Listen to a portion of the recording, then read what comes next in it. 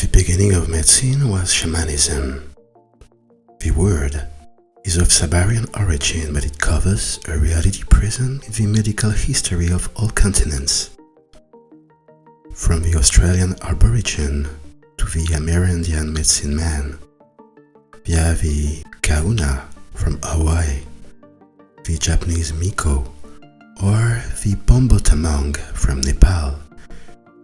Each social culture has its shaman, a mysterious and androgynous character at the crossroads of the priests and the doctors. He considers that the human entity is made of a body and a spirit which interact permanently between a birth and a death, and that they themselves are only the two sides of the same life. Like other ethnic practices, Chinese therapy is of shamanic origin. His reference work, the Wang Di Nei Jing 300 BC, reveals that in ancient China, healers were shamans, witch doctors, human societies that lived in a simple way, in contact with nature, although not having modern comfort, did not have all its obligation either, leaving individuals free to adapt, protect themselves, function in symbiosis with the environment. The remoteness of this nature has led to a progressive maladjustment of man to his environment and favored the development of new problems and afflictions made virulent by his own awakening. Shamanism seems to have experienced a resurgence of interest in the West in recent years. No doubt, he owes it to his natural, holistic and spiritual vision of human beings, which appears surprisingly modern in phase with the 21st century, determined to break with a materialism incapable of overcoming torments he himself created. Delve into the deep and valuable insights of shamanism, the soul's journey. This program explores the shamanic roots of the Chinese tradition and how they can be used. You will discover how to move essence and transform energy to achieve a state of physical and mental well-being. You will also be satisfied by the unique role of shamans in the universe, with their expanded vision of reality that allows them to guide souls toward their development. Prepare to immerse yourself in the mystical and supernatural world of the shamanic tradition. The program Shamanism, the Journeys of the Soul takes us to discover these ancestral practices which have been used since the dawn of time. To fully understand shamanism, it is important to accept the world of the dead and the spirits. Shamans are being endowed with extraordinary powers, such as the gift of healing and the ability to practice lucid dreaming. They are also capable of shamanic trance, that is to say, to travel by the spirit in parallel dimensions to find secret answers. Shamans can also seek help from spirits. According to shamanic beliefs, human beings are able to get in tune with other vibratory bodies and cross the different dimensions of the universe. Moreover, the human being is made up of several bodies of different densities, each one having its own reality. From the point of view of shamanic practices, the human being is made up of several bodies of different densities, each having his own reality. In the Chinese tradition, we distinguish the physical body, Shen Di, the etheric body, or astral, Po, the mental body, or consciousness, Chen, and the body of his soul, and although independent of each other, these different bodies or aggregates are not separate. They form the entities of the composite being that we are, just as a candle is at the same time wax, wick, flame, heat, and light.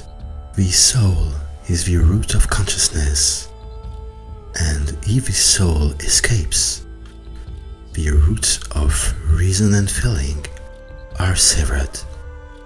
The spirit can then wander, meet other levels of reality, enter the world of the spirits, imbibe their advice and their powers. Shamanism also offers a unique perspective of mental disorders, viewing insanity as a healing process. According to the author, a pathological phenomenon is in reality an attempt at recovery, a process of reconstruction. Whatever tradition has belonged to the main characteristic of the shaman is his expanded vision of reality, his apparent familiarity with a realm beyond ordinary waking consciousness. To understand shamanism, one must accept the world of the dead, and it is necessary to admit the notion of extrasensory perception or modified state of consciousness, of the existence of a beyond the ordinary senses that materialist science refutes fact of wisdom and madness, and admitting that what we call schizophrenia or hysteria in our country can just as accurately be called trance or possession in the other social culture contexts, and that a shaman is none other than a cured lunatic. People destined to become shamans are often marked by a singularity. They may be people suffering from a form of blindness, the deprivation of ordinary senses, naturally developing dreams and vision from within. Sometimes they are beings with ambivalent sexuality, which makes them particular intermediaries between heaven and earth, the forces of yin and yang. They may also be people who have survived an illness or a serious accident, struck by lightning, or who, for one reason or another, came close to death and experienced what is called today an NDE, near-death experience. Shamanic trance is not a game, but a trying experience, exclusively spiritual or therapeutic. In traditional cultures, ritual and sacred substance are not used anywhere, anytime, in any context.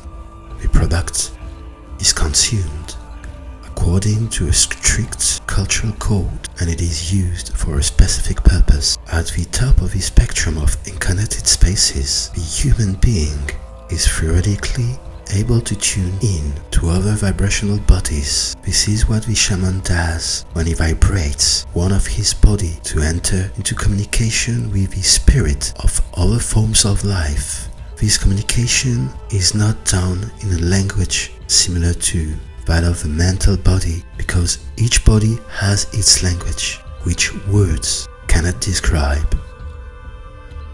The etheric body, for example, a language made of sensations, instinctive reactions, unspeakable thrills. That of the soul is made more of sensory images, visual, possibly olfactory, or auditory.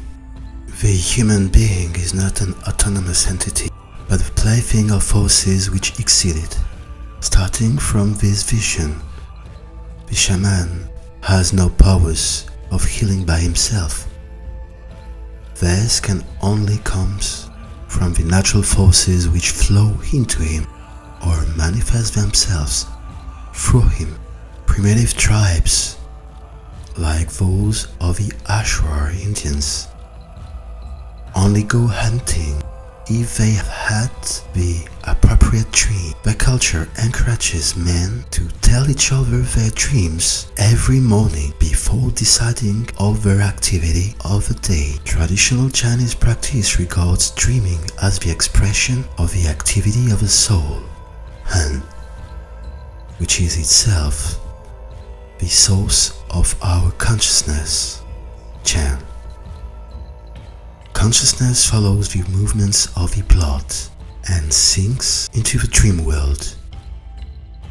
The brain, associated in Chinese medicine with the marrow and kidneys, undergoes various variations of impulses, which result in the activation or inhibition of its various cortices. Through the brain, the language of the soul can thus be expressed by the dream, and that of the conscious by the verb. Siberian shamans are considered priests and mediators between the spirit world and the human world. They use rituals, dance, songs, and musical instruments to enter trance and communicate with spirits. Siberian shamanism has a social dimension. It is responsible for the transmission of traditions. They use medicinal plants, rituals, dances and prayers to cure physical and spiritual illness. They are also linked to a belief in reincarnation and the existence of parallel spiritual dimensions. They use medicinal plants and meditation techniques to enter a trance and communicate with spirits. Since ancient times, cleansing has been a shamanic practice aimed at purifying the air and creating a higher atmosphere through the burning of sacred herbs. This practice can be particularly beneficial when one is nervous or preparing for a crucial event. By using the right plants, one can invoke the spirits of nature to purify the environment and connect to a higher plane of consciousness. For sanitization to be effective, it is essential that the smoke spreads throughout the space so that one can enjoy its soothing benefits and feel deeply at peace. Emotion belongs to the yang part of the organ system. They correspond to a stimulation of energy, qi, insofar as they induce functional modification and a break in behavior. This manifestation of an emotion is comparable to the functional exacerbation yang of the organ to which it corresponds energetically. It is therefore up to the yin of said organ to balance and control its yang part in order to avoid an excessive emotional manifestation with its possible pathological consequences. An emotion that manifests therefore corresponds to an exceeding of yang in relation to yin. In accordance with the yin-yang theory, its overshoot can be real or apparent. When an emotion is produced by an excess of yang, the excitement is produced from external stimuli which make the yang of the organ react and activate its dynamic part. This type of emotion corresponds to a relatively intense excitation over a limited period of time. This is generally the case with sudden events, such as the announcement of a good news, causing a reaction of joy, an argument triggering strong anger, a bereavement causing significant grief, and so on. In these situations, the yang finds itself in a position of need, which is not the case with the other organs. In these situations, the yang is temporarily agitated, and it is up to the yin to gradually regain control, which happens more or less quickly, depending on the type of emotion manifested, itself yin or yang.